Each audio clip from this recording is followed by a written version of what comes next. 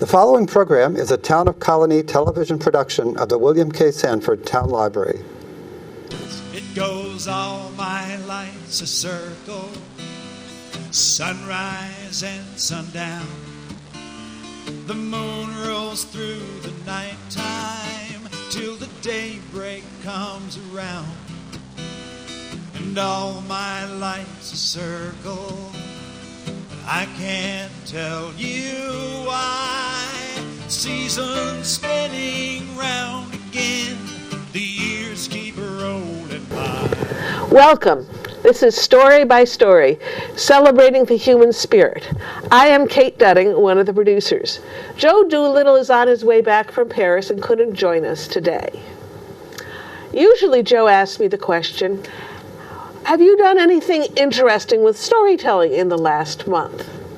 And my answer today is, since last month was March, Women's History Month, I had two opportunities to share the story about the passage of the Civil Rights Act of 1964 and how Congresswoman Martha Griffiths from Michigan made sure that the word sex was one of the words that was added to the equal employment opportunity part of that law.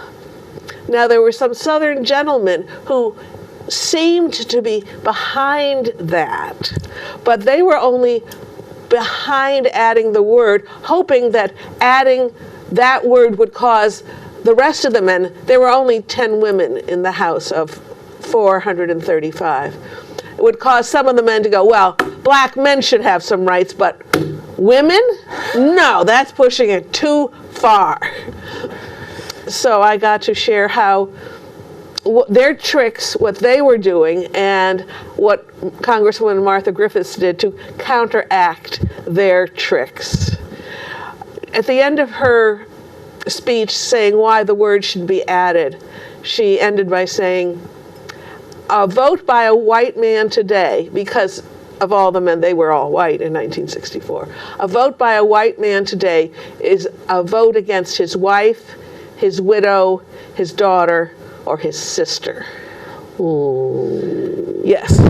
So there was a 30-vote majority for adding the word. Not a lot. But I was proud to see a 160-vote majority for the whole bill to become law. But then in the Senate, it was filibustered for 82 days. They stopped work in the Senate trying to disrupt that. But it finally passed. So I got to share that at the last Word Plays at Proctor for the season. It was called Always, ? And so that fit that theme. And then I was the featured teller at the open mic at Cafe Lena for storytelling. And I did a mini retrospective of my work, telling stories from 4 stories total. And that was one of them. So that's what I did. But now you just heard a little ooh coming from the side. So I guess I better introduce our guest, in case you might think we have a ghost in the studio today. We, the royal we are so pleased to have Lorraine Hartin-Gelardi up from Beacon now. I live in Beacon now, yes. Our little beacon. I'm the beacon in Beacon. Yes. I never thought of myself that way. In the lower Hudson Valley? Yeah. Yes, is that what one calls that? Yeah.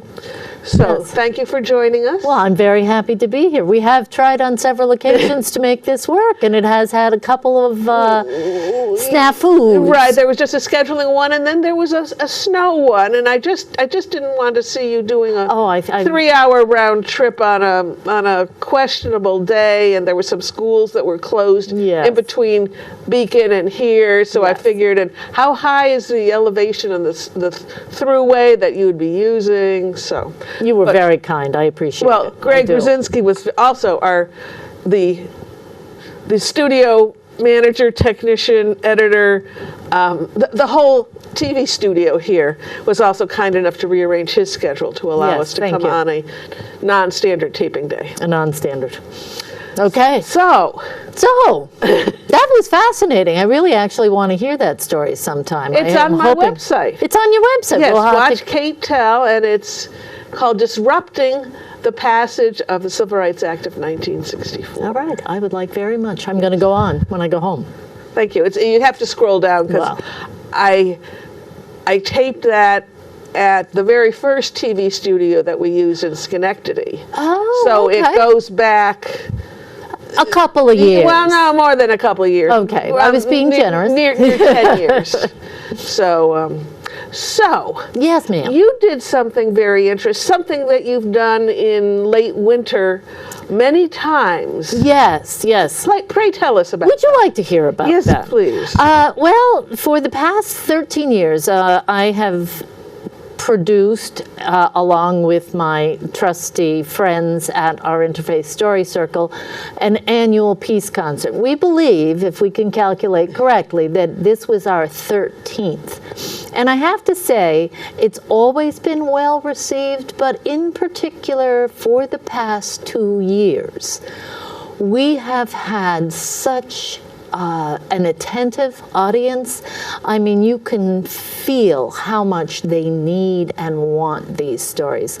And the storytellers themselves, while they've always been very thoughtful, very thoughtful in how they chose the stories, and I don't know, they look upon it as sort of an interesting task, as something not as a challenge, that's not what I mean to say, but as a responsibility because of the title and the tone of what we're doing. But in the past 2 years, the stories have been extraordinary, and the response of the people in the audience has been extraordinary. And the people show up. We have it's so nice to tell stories to a full house, isn't it, Kate?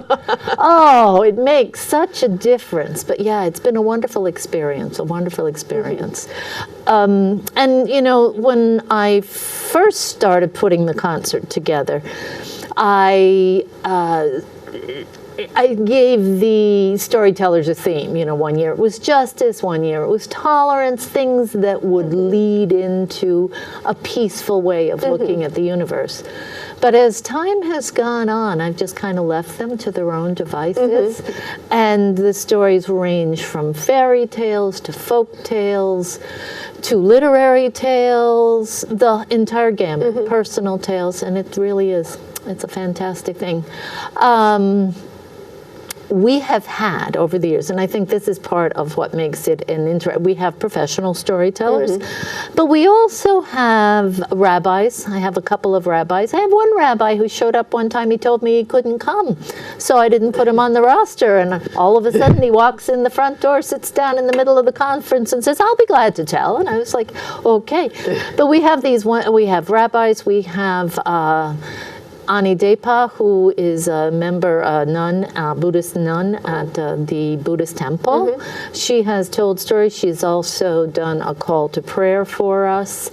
We have had people from the Baha'i faith share stories, because they have a lot of historical stories about the Baha'i faith and how it came to America and how it started in general. We have had Muslim storytellers, and we always have one of the founding members is a woman by the name of Kusum Gupta. So she has these wonderful, just little snippets of Hindu mythology, because otherwise it is an epic. If you think Greek mythology is complex, no. It goes on and on and on. But it's a wonderful flavoring of all the different kinds of stories and the dedication of the tellers. Yeah. And you raise money and give That's very true. causes. Thank you. Yes, we do. Actually, the past 2 years we've raised, and this is, we suggest a donation. And when I say a full house, the room where we have it only fits like 60 people. So we've raised over $750. 1 year. Remember when Lee Ellen Marvin was into doing a story tsunami? I think that was our first or second one. We raised $1,500 for Hudson River Housing, which has grown a tremendous amount over the years, but it works to get housing for people who are homeless, but also people who are economically, challenged, let's put it that way. And the work that they do in Poughkeepsie and the surrounding area is amazing, amazing. So it's a good cause. Yes. It's a good cause. And we enjoy each other. I mean, I'm the MC, and I often, am so wrapped, but, in the story that I'm like, oh gosh, I got to get up and say something now. You are the best listener. I remember it, I think it was my first celebration. You were in the front row when GE's Research Center still had an auditorium. Yeah. And you were looking up at me, and you were just oozing encouragement and enjoyment, and I'm going, I think I'd like her at every performance. Well, it's important to listen. It really is important. I know what it's like, and you know, obviously, what it's like to stand up on stage and look out, and people are being very polite. And you're like, no, you don't have to be polite. I actually love to tell to really little children because they are right there. They are right there. They'll interrupt you, but I don't mind it because they are so involved in the story that they want to participate. They want to really be in there. And I love to tell to children because I really find them an animated audience. Yes. I usually, you don't have to say, you can do this too. Yes, they do it. They go, oh, they're right. very happy to participate. But even in schools, I love to tell to kids because they are present. They are truly present. Now, it may be that they're just happy to get out of class. I don't care. They are, they love to sit and listen. Yes. And adults are often, I think they're trying to just be polite. And you're like, well, you could be more emotive. It still is an unknown art form, even though I think it was one of the first performing arts, whether it was music or storytelling Or the combo. But and now it's really under the umbrella of theater. Yes. And at theater, there really is not There a is connection. a fourth wall. There is that fourth wall that separates you from the audience. And so sometimes, yes, you can see people, they're like, why are you looking at me? Don't be looking at me. Yes, but once I think people, go through a couple of stories, they may go, okay. Yeah, I like to, if I see somebody nodding when I said, you know what I mean, yes, that's what was happening. And so it's a wonderful connection. I was at a storytelling conference, and it was described by contrasting storytelling and theater. Right. And Nancy Donoval, I think it was the person from Minnesota, said, in theater, the action all happens on the stage. And they are pretending you are not there, and you are pretending that you are not there. Right. And whereas with storytelling, it happens somewhere in between. Yeah. That it's there's an energy force, and you can directly look at people. Oh, absolutely. In a play, you're not supposed to come out of character and start looking around. I know actors are very attentive to what they can sense without looking directly. But they're listening and they go, oh yeah, this is a good crowd or not. But with storytelling, there's no pretense. Well, yes, I'm there and I am pretending, but there's an honest connection. There's a real honest connection. One of the best, I remember one performance I did, and one of the women who came, I had met at the gym. And somehow we got talking, and I was doing a performance with Karen Pillsworth, and she goes, oh, I don't think I know what storytelling is. So I said, well, just come. So she came, and she told me how much she enjoyed it, and she brought her husband. And she said, now, Lorraine, this isn't going to sound like a compliment, but it really is. Well, that wasn't as bad as I thought it was going to be. And then I had another woman come up to me, same performance, and she comes up and she goes, I did not want to come to this. I came kicking and screaming. She said, and I loved it. And I was like, thank you. Because you're right. People are really not sure what storytelling is. And now we've got so many. I mean, yes, we have theater, but it's performance art, or you're a spoken word artist, and the varieties of storytelling. And probably what's most prevalent is people going to movies. Yes. Where everything is on the screen, and it's shown, studies have been shown that brain activity is a lot less when people are watching either a movie or television Right. than when during storytelling, because the listener is creating the pictures in their mind and is relating. It's a different experience. It really is a different, and that's why your audience is fully engaged because they are completely creating the scene over and over. I went and told stories in my grandson's classroom, so he's in kindergarten. And, I was talking to the kids, I said, it's really great. I said, it's not a book. I said, I give you the words, but you make up the picture. So after I had told the story to him, I was like, so, what did your monster look like? What da da da. And I went through my whole spiel, and my grandson goes, yeah, it's just like watching a show. Because in his mind, he was completely creating his own movie. So it was wonderful. Yeah. Yeah. Well, we've been talking about stories. We have. Could we hear a story, please? I think we could arrange that. This is one of the stories that I often told when we first started the storytelling circle, the Interfaith storytelling circle, because again, people come and they're not 100% sure, what exactly are we going to do, and what is story about, and what kind of thing are we going to share? So this is a story that is about stories. There was once a woman who kept all of her stories and all of her songs to herself. Her memories, her dreams, all lay hidden deep inside because no one took the time to listen. But those stories and those songs, they wanted to get out, and they found their way into the woman's dreams. And night after night, she would toss and turn and toss and turn until her husband leaned over and said, "What is the matter with you?" "I don't know," she said. "I simply do not know." Well, one morning her husband went off to work, and the poor woman was so tired that she lay right down on the kitchen floor and went sound asleep. Well, of course, when she did, her mouth opened wide, and she began to snore.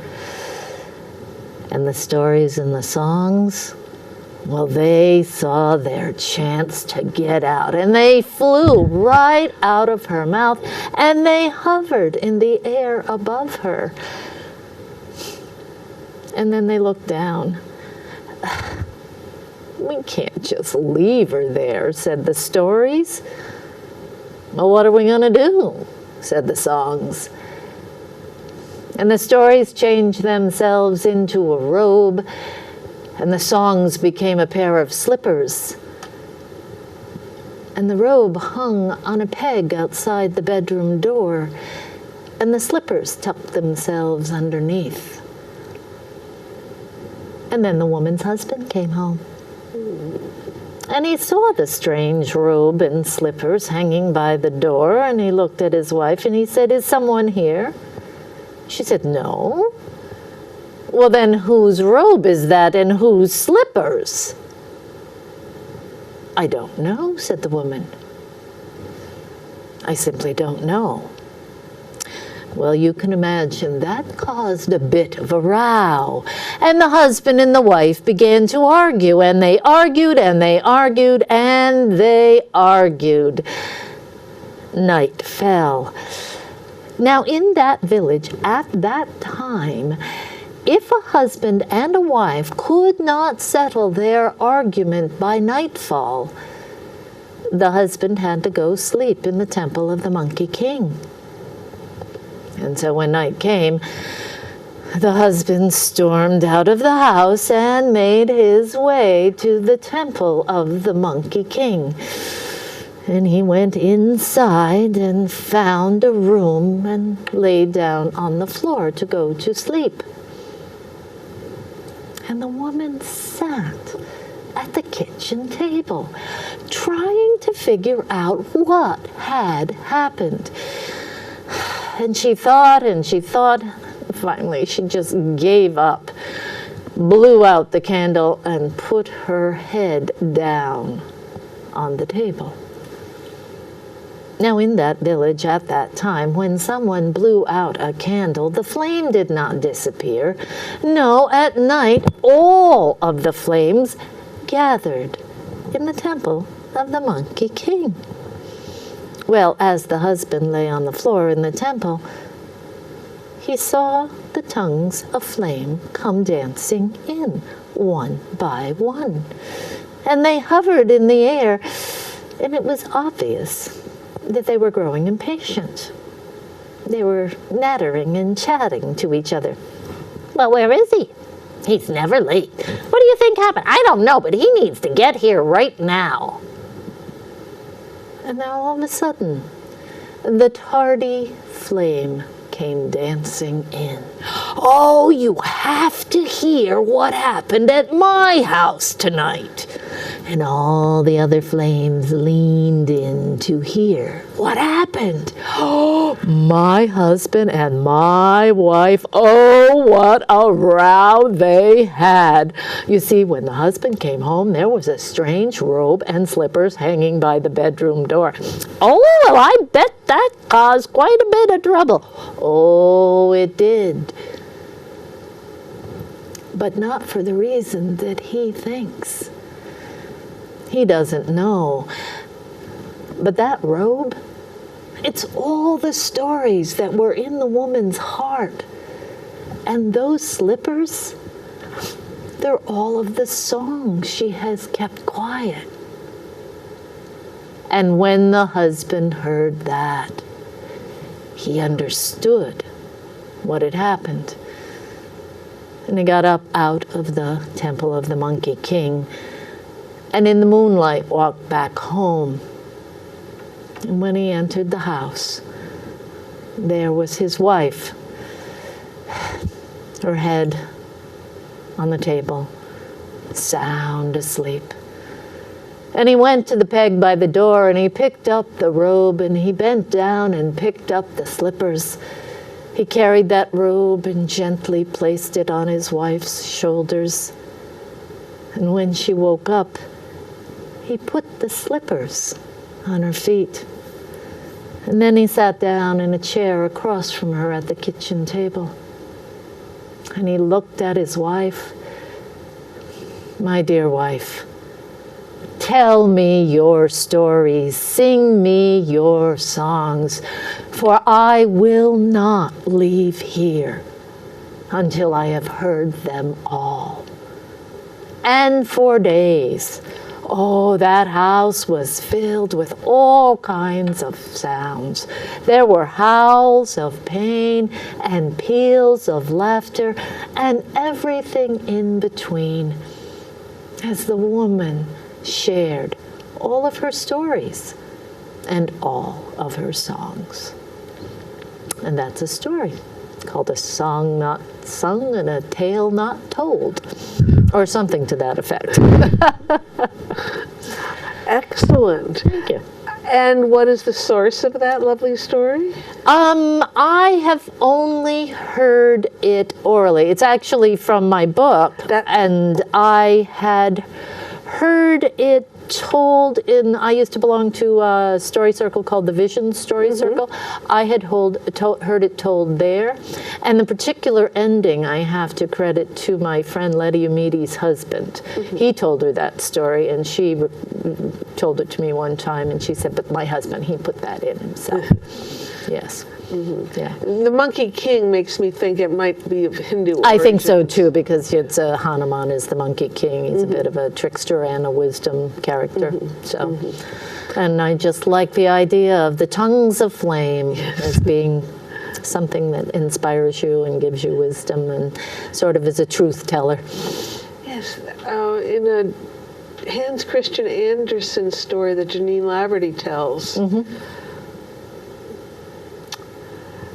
a student lives above a store, and when he finds that the store owner is ripping up a book to wrap the things, he returns the food that he had purchased and said, "Give me the book." Yes. And there's There's something, the butter oh yes, all of the things come alive and they talk, and there's a little goblin. yes. It's the goblin that reads the book and gets sort of entranced by what or hears the student reading. Yeah, yes. yeah. Oh, I love that story. Yes. I haven't thought of that story in years. Thank you. It might be on our website too, storycircle@proctors.org, and click on YouTube. I'm not sure. I don't but it's know. I would call it one of Janine's signature stories. Yeah, yeah. But you can also look up Hans Christian Andersen, and The Student and the Goblin might be its name. Yeah, or The Goblin and the Grocer, maybe. Yeah. It was something The like Student, that. the Goblin, and the Grocer, yeah. A bunch of people. Yeah, Google those three nouns, and you'll probably come up to it. So you just kind of mentioned in passing your book. Yes. Tell us a little more about Oh your my book. gosh, it's I think I finished it in 2007. It was a fascinating thing. I had never planned on writing a book. And I was doing a program of Irish stories with a friend of mine by the name of Maura Shaw. And she invited me to lunch, and I thought, well, we have to talk over, our program. And we started and we went some rudimentary things. And she said, but that's not really why I'm here, Lorraine. I said, oh. She said, I want you to write a book. I said, oh, Maura, I'm not doing that. And she goes, oh, yes, you are. Yes, you are. And she kind of explained to me what she thought I should write about, which was folk tales and fairy tales and myths retold. She said, and you'll put in a proposal, and here's who you send it to. And I did, and they said, okay, go ahead, write the book. And it was a wonderful experience, although I think it was one of the hardest things I ever did, because I'm used to writing for telling, and writing for someone to read was a whole different ball game. But I had gone to a workshop by Doug Lipman, and I think it was called Image Writing. And it was his technique that really allowed me to take these old stories and completely reimagine them. So I would do what I think is called wide awake dreaming, and just allow the images to flow in your mind. And these stories that I had heard or read or knew or told, all of a sudden took on these whole different life. The characters that came into them and the length, it was fascinating. I wouldn't say they changed completely. The structure was still there, but they were richer. Oh my gosh! And I was like, whoa, look at that. Yeah, it was an amazing experience. So anyhow, it's called Wisdom in the Telling, and then it's Folk Tales and Myths. Traditional folk tales and myths retold, which is a cumbersome title. As a matter of fact, when I first I typed it to you and asked you to put it on the website, the publisher looked at it and said, don't you think you should get the title of your own book right? Because I had typed the wrong thing. But yeah. Yes. And Lorraine's website, as you can probably see on the screen, is www.lorrainetells.com. Lorraine's name is double-barreled, Hartin-Gelardi, and it took me a few years to really get the emphasis and the order and the spelling all put together. Now it's like, and I just write LHG. That's what I do. Everything is LHG, and I will go into schools, and the teachers will say, "What do you want them to call you?" I said, "Lorraine. No one can manage Hartin-Gelardi." I mean, if you call people, they're like, "What? Who? What do you want?" But that's not as bad as a name could be. Oh, I know. knew somebody in college, and her mother's name was originally Marie Fair Steinschneider. Oh. And she married a man named Higginbottom, and she used Steinschneider as a middle name, so it's Marie Fair Steinschneider Higginbottom. It could be worse. Oh my gosh. I don't even think you'd want to be able to try and spell that. I used to work for a child development center, and I one time did calligraphy for them. And there was this one kid who had this wonderful name. It had E's and S's and all this stuff. And I would write it out. Take me 4 certificates to get it to fit right back onto the thing. So I can't imagine whatever Higginbottom. I Yes. don't think you could fit that on anything. Right. Yeah. Especially in the early days of forms where you got 12 letters. That's right. That's why I actually am. I look like a woman of many, like aliases, because when I moved one time, I wanted to get my driver's license updated, and I wanted Hartin-Gelardi, and they're like, we don't have room for that, so I had to pick. So yes. So I don't ever really know how people know me. Am I a Hartin? Am I a Gelardi? Am I Hartin-Gelardi? Oh, it's not good to have AKA and several choices. No. That usually indicates a little. No, it's. Oh, and this is something that is hard to translate into written form, for instance. Yes, exactly. Well, that was the whole other thing when I was working on the book, because when you tell, so much of this story is gesture and posture and change of voice, and all of a sudden I was like, so how do I put that in and it's not stage instructions, you know? So you had to carefully work all of that in. Yeah. I like to give as an example, the phrase, she was that kind of mother, can be said, she was that kind of mother. Yeah. Or it could be said, she was that kind of mother. Right. Right. And so you have to be very careful how you She said toxically. I mean, yeah, but that's just so, you really have to kind of shade it for the, yes. So, we're about a tiny bit over halfway through, so it is the time when I tell about upcoming events. Good for you. So, these are the events in April 2018 in the Greater Capital District, starting with the first Tuesday Tales and Stuff. The first Tuesday is April 3rd. This is an open mic for storytelling, music, and spoken word, 7 to 9 at Arthur's Market and Historic Coffee House in the Stockade section of Schenectady. And the featured performer on April 3rd is James Gonda and the Short Writing Critique Group. So, and their topic is discoveries. Ooh. So, if you have a story, song, poem, essay on discoveries, I think the limit is probably 10 minutes, and just want to find out what about the short writing critique group. Does that mean the critique is in 30 seconds? I don't know. I imagine the stories are short, but come and find out. And then someplace that you've been recently, yes, Shawnee Evenings at the Irish American Heritage Museum on Broadway in Albany. A few storefronts south of where State Street intersects Broadway. The Luck of the Irish, the good, the bad, and the Blarney, with Mary Murphy and Nancy Marie Payne. Which one's the good and which one's the bad? They're both full of Blarney. I know that. I know for sure. The stories. There's luck. Okay. On April 13th. Oh, Friday the 13th. In fact, it was a Friday, April 13th, 1973, when I took my first airplane flight from Boston to Athens, Greece. Oh my gosh, you're a very brave and not superstitious woman. Well, it didn't occur to me, but the tunnel going to Logan Airport. Now we stopped for a little while, and that was getting me a little disconcerting. Yes, but everything worked out, more or less. But that's another story, which I don't share in public. Then there's the storytelling open mic up in Saratoga on the second Wednesday of the month, which in April is the 11th.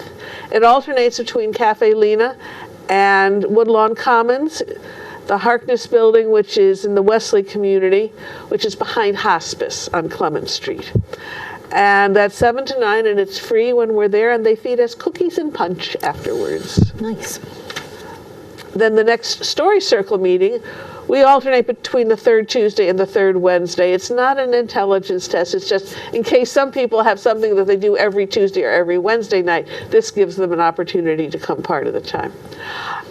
Wednesday, April 18th at the Pine Hills Branch Library in Albany. It's right across from Steamer 10. It's where Madison and Western Madison is birthed from Western. I don't know.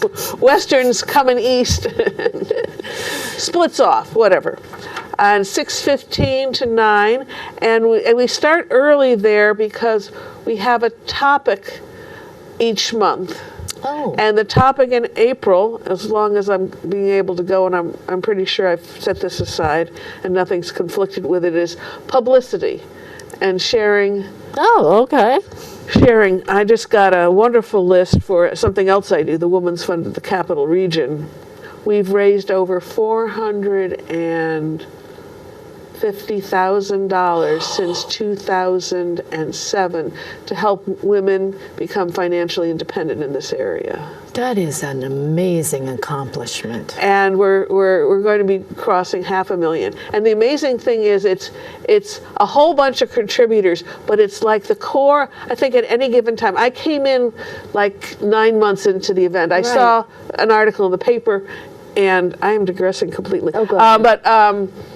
And so I went to their website, because I'm a webmaster, as you might have gathered from Lorraine mentioning that. And I looked and went, ooh, they need me. Yeah. It was someone who just didn't know anything about organizing, and the font size changed for no reason at all. And so I've been with them almost since the beginning. But it's been a core of like 20 workers that has changed over time, that has produced this. That's an amazing amount of money. Now we're the largest scholarship funds at both Hudson Valley Community College and Schenectady County Community College. We give second-year women, non-traditional students, women who have come back, Right. full tuition for the year. Wow. They apply through their scholarship office in their college. Wow, that's fantastic. And yes, and some of them say, I read it 3 times, and then I had to have my husband read the letter because I couldn't take it in. And then we did our happy dance, and then I burst into tears. Because I didn't know how I was going to pay. Yeah. And thank you for helping me make my dreams come true.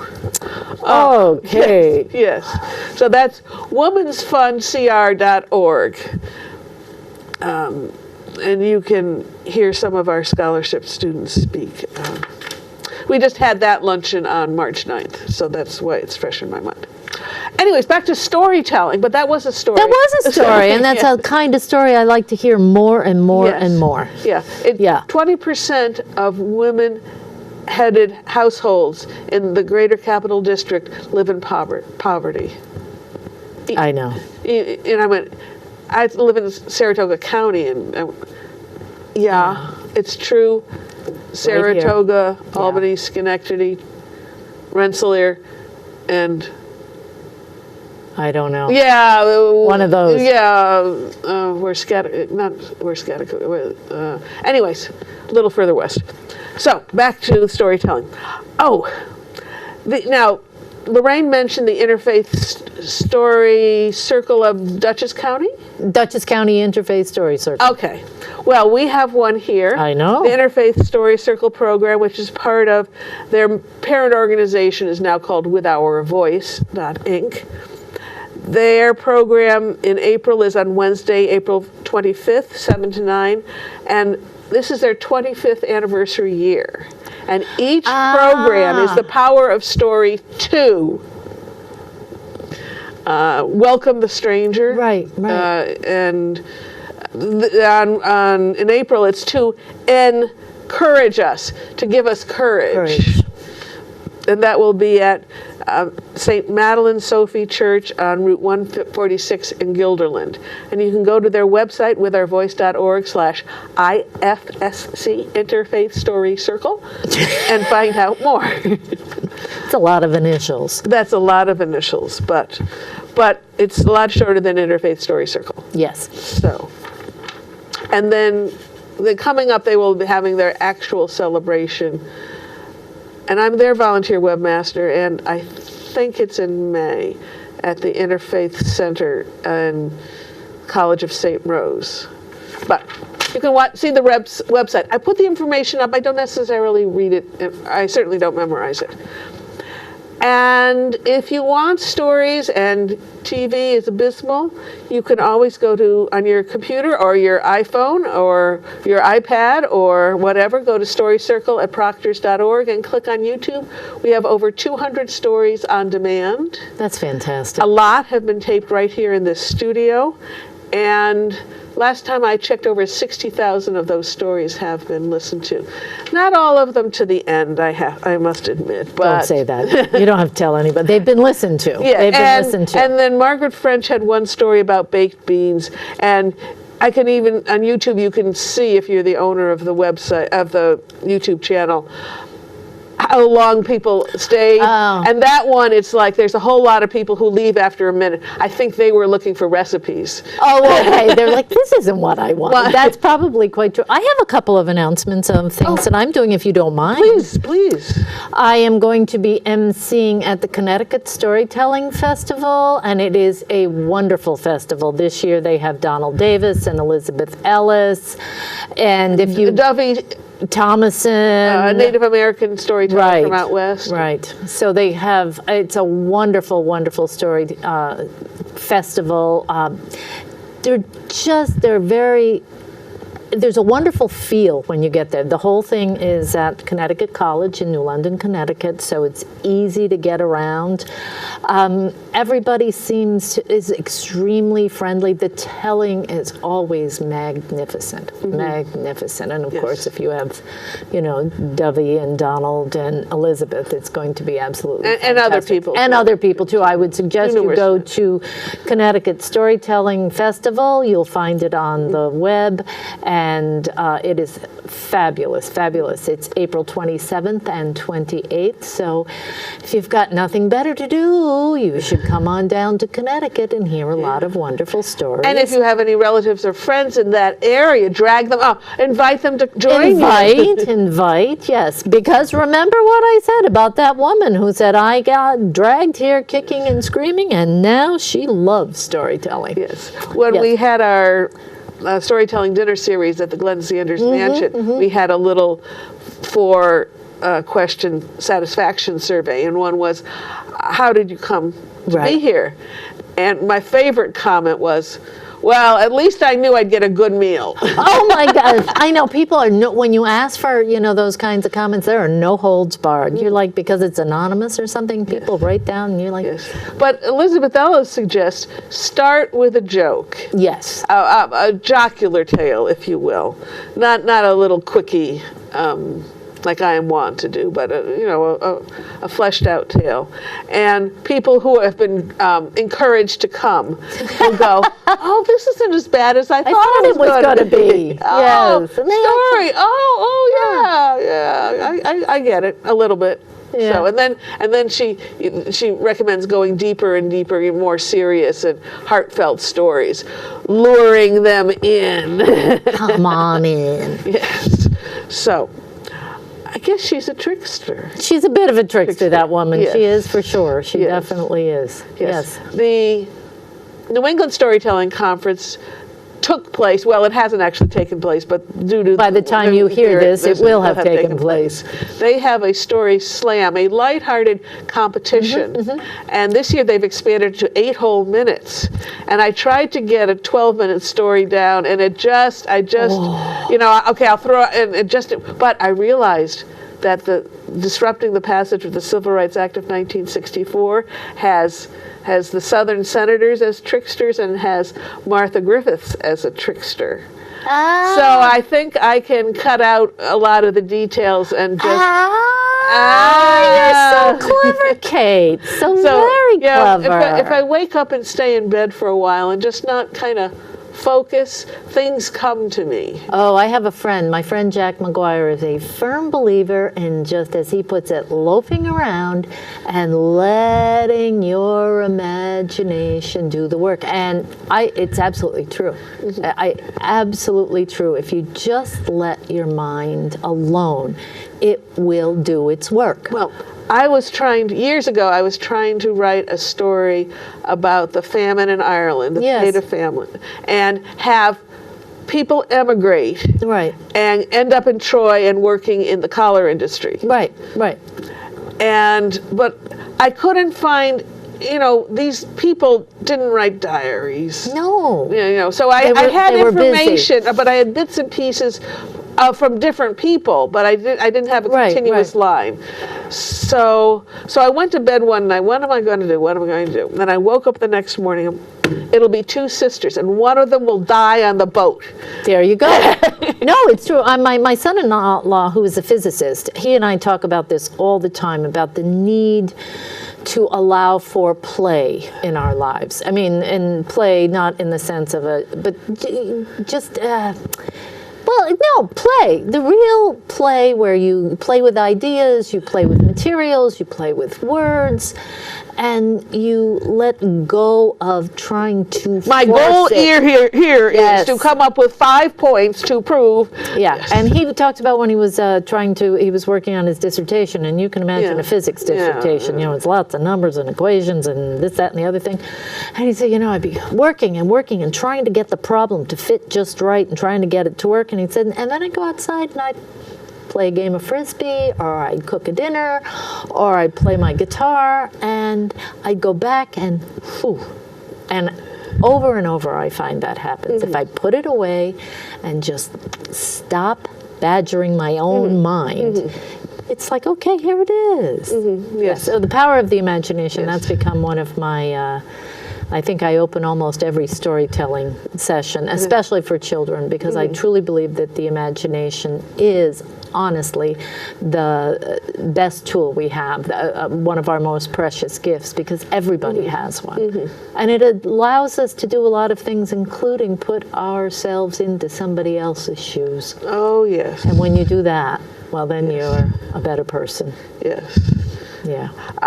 My first day jobs were I'm a certified geek. I have a master's degree in computer science. Certified geek. I took 5 years to get certified, to get my Okay. master's. I am proud of that, one course You at a time. should be. And I had my son in the middle of it, which That's a kink in the works.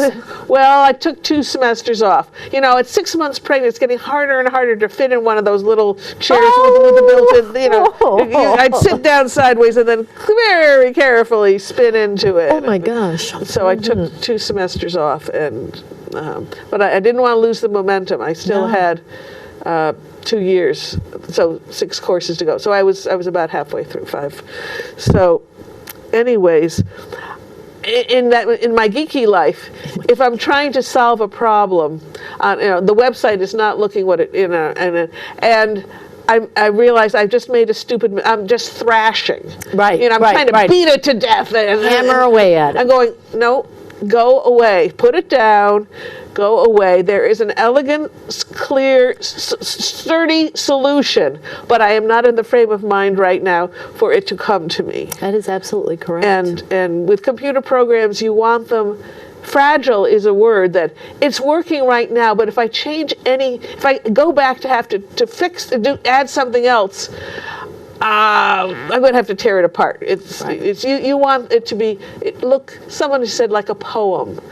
Yes, the elegant solution. Yes. And I do find that. I find that with story ideas will come to me if I'm doing something else. Yes. I think your brain is always working. Yes. And you gotta let that little door open so it will come out and speak to us. Right. Let it quiet and calm and all.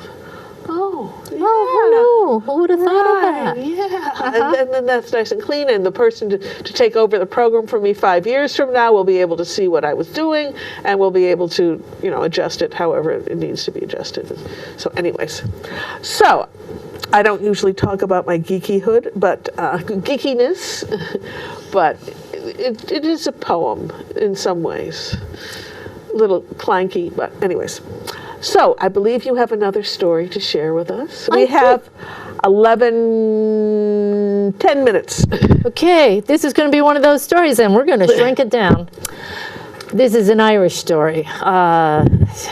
Patrick Riley. Patrick Riley was one of those people, he said and did things, and people were never 100% sure if those things that he said and did were wise or foolish. It really made them think. Well, there was this squire in Ireland who, He was very proud of who he was, very proud of his station in life, very satisfied with who he was, and he really wanted everybody to be aware of that. And so once a year, he had a grand party so that he could prove to everyone his generosity. And he sent out invitations far and wide, and on the day of the party, he sent out his servants to make sure that everyone was coming. Well, by the time those servants arrived at Patrick Riley's house, it was late in the afternoon, and Patrick was out in his garden digging up the potatoes. And the servants looked at him. "Patrick, what are you doing? Tonight's the squire's party. Get ready, man, and come to the party." "Oh, all right," said Patrick. And he put down the spade, went over to his house, kicked the dirt off his brogans, went inside, washed his hands, combed his hair, and started down the long road to the squire's house. And he walked, and he walked, and he walked. And when he arrived, there were 2 more servants standing at the front door, and they took one look at Patrick, and they said, "Patrick Riley, you can't come in here." "Why not?" "Look at you, man. You've got the dirt of the field still on your clothes. Go home and change." "All right." And Patrick turned around and made the long walk back to his house. Well, when he got there, he put on the only other set of clothes he had, a suit that he wore to weddings and funerals in the county fair. And then he pulled out his father's leather boots, the ones his father had given him when he died. And Patrick put on the boots. And then he turned around and walked out of the house and back down the road, the long, long way back to the squire's house. And when he arrived, those same 2 fellows were standing by the front door. And they took one look at him and they said, "Come right on in, Patrick Riley." Well, by the time Patrick got inside, the party was in full swing. There was one table lined up with the best of food. There were cakes and buns and sausages and kippers, everything that a person could want. And then there was another table, and there were spirits on that, you know, the kind that one drinks out of a glass very slowly or very quickly, depending on your preference. And tuning up in the corner were a couple of fiddlers and a gentleman about to play the concertina. And over in the other corner, well, there stood the squire, his arms crossed, a smile of satisfaction on his face as he surveyed all that was going on. Well, Patrick took a look around, and he went over to the table where the food was. He grabbed 2 sausages and put them in the pockets of his jacket. And then he went over to the kippers, and didn't he open up his suit coat and take 2 of those kippers and stuck them on the inside pocket. He took a piece of pie and he stuffed it in his pants pocket. He took a piece of cake and he stuck it in the other pocket. And then he began to stuff some bread up the sleeves. Everybody watched, and they all began to laugh because, of course, it was Patrick Riley. Everyone laughed except the squire, who raised his left eyebrow. Well, then Patrick made his way over to the table with the spirits, and he pulled off that long leather boot, and he set it right down in the center of the table, looked around, grabbed himself a bottle of Jameson's, uncorked it, and glug, glug, glug, glug, glug, filled the boot. Everyone went, "Oh!" The color came into the squire's face. Well, then the fiddlers and the concertina fellow, they began to play, and everyone got out on the floor and began to dance, and Patrick walked right into the center, flipped off his jacket, held it over his hand, and said, "Excuse me, would you care to dance?" And Patrick went dancing around, holding his jacket, while everybody roared with laughter, except the squire. He got red in the face, and he marched right over to Patrick Riley. "Patrick Riley, what is the meaning of all this foolishness?" Well, the fiddlers and the concertina players stopped. Everyone else stopped. Because, truth to be told, they really did want to know exactly what Patrick was up to. And Patrick looked at the squire. "Well," he said, "it's like this. The first time I came to your house, I was dressed in my everyday clothes, and the two fellows at the front door, they wouldn't let me in.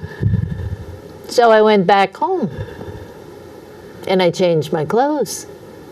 And when I returned, well, they opened the door wide and welcomed me.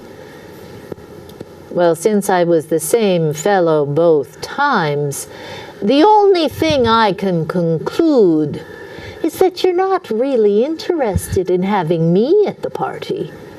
You're interested in my clothes. And so I'm just trying to accommodate your wishes and make sure that my clothes have the time of their life." And that's the story of Patrick Riley. And you can decide for yourself whether you think that's foolish or that's wise. And that is a story that is told in many traditions. Oh, yes. Nasruddin Hoja in Yes. the Muslim tradition. And I've heard Sid Lieberman would tell one in the Jewish tradition. One in the Jewish tradition. Shoemaker of Studena, I think. It could be. It could be. And there, that particular, I think the Goha, and I don't know, that's also a Middle Eastern. Yeah. Yeah. Yes, so stories travel with people, and when they hear something that is true to them, they tell it and they reset it so that their listeners will recognize, We had a guy like that. yes. So we have less than 2 minutes left. Aw. It goes. It goes, doesn't it? Yes, it goes. It definitely goes. So thank you very much, Lorraine Hartin-Gelardi, www.lorrainetells.com, for traveling up from Beacon on this sunny afternoon. So happy to see the sun. Truly, I am. And coming and sharing your stories. Now, was that second story also in your book? Yes, it is. Yes, it is. And on your website, there's There's a little clip of it, a written clip. Right. And there's a button to press that There I hope is. that people can find a way to purchase it. Yes. Wonderful present to give to friends. Yes. You could read it first. You can read it first, no one buy two ever really copies. knows. No one ever knows. And so thank you for coming. Thank you for having me, Kate. I really. And thank all of you for stopping in and joining us and allowing us to share our love of story with you. And we'll be back with Joe Doolittle next month. Bye. It goes all my life's a circle, sunrise and sundown. The moon rolls through the nighttime till the daybreak comes around. And all my life's a circle, but I can't tell you why. Seasons go